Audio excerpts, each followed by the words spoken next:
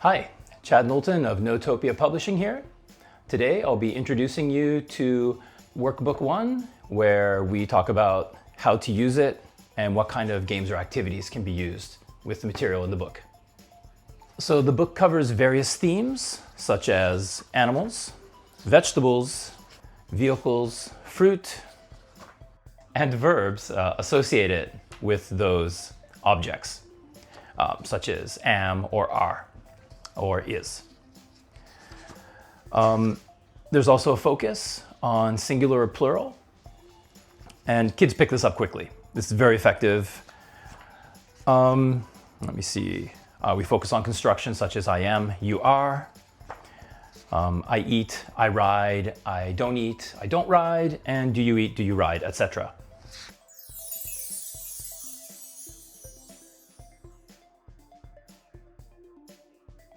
Kids, hey, kids, what do you eat? Go! I eat pizza. Nice.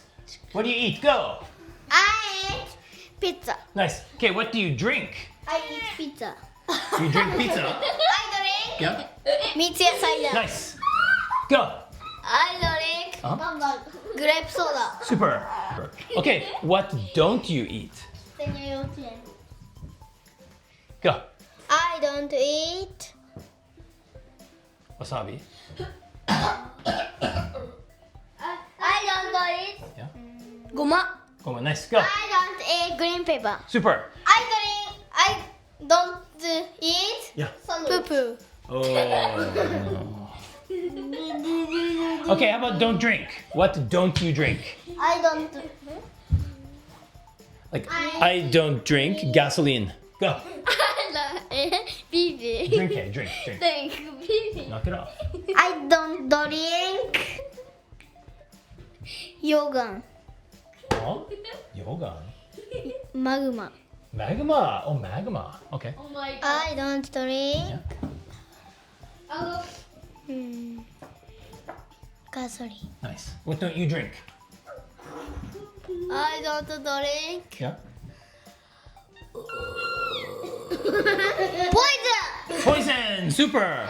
Okay, and where? If we introduce the vocabulary as it appears in the book, we'll have vehicles. You can go over what the names of the vehicles are. You can ask the kids, what's this, what's this? You want to elicit the response, it is a. At this point, we won't be using they, but you will be teaching kids the difference between, for example, a rocket and rockets. This comes up really early, and kids pick it up quickly. Let me see. You can also use flashcards to do this activity, but again, I prefer using the book. Then you'll move on to how to associate these objects with verbs. For example, you can start off with I ride, and then you want them to generate the same sentence based off their own life experiences. So they could say, I ride a car, I ride a bicycle. At some point later on, you'll ask them, what do you ride?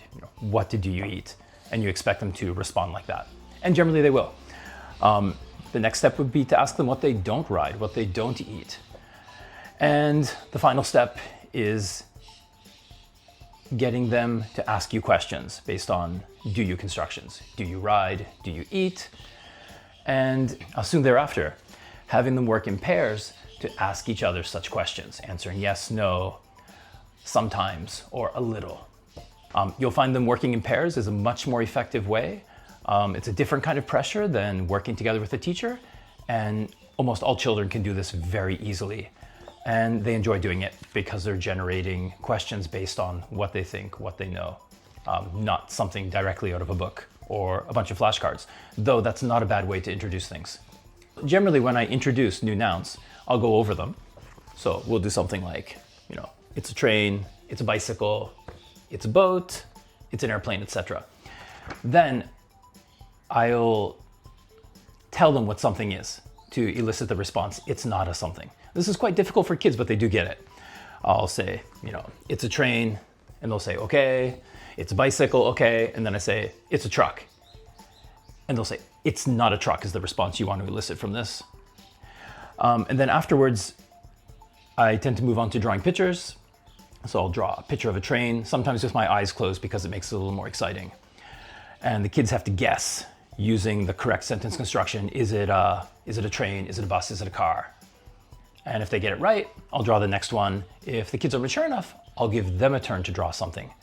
So that's definitely something to work with. Those are easy activities and games to do. If you want to elicit answers from kids more quickly, or you want to create a more exciting atmosphere in the classroom, basically you promise them a play of a game similar to this. After the kids have answered the questions, completed the activity, they can do a quick game like this. It takes 5 to 10 seconds to play a single game with a kid. You move on to the next kid. Sometimes they can play each other. There are group activities you can do, such as this. This is a great one. So after they've completed the activity, you've asked everybody, what do you eat? What do you don't eat? What do you drink? What don't you drink? And then you've done the pair work. You can move on to this. Or alternatively, they can receive something like a block every time they answer a question, as long as it's not a distraction. And then when all the blocks are gone, then it's time to play the game. So there's a variety of ways that you can approach it, but such games are very effective. You can often buy them at the local toy shop for somewhere between 500 and 2,000 yen. So that's it for today. If you have any questions, please feel free to contact me. All the best.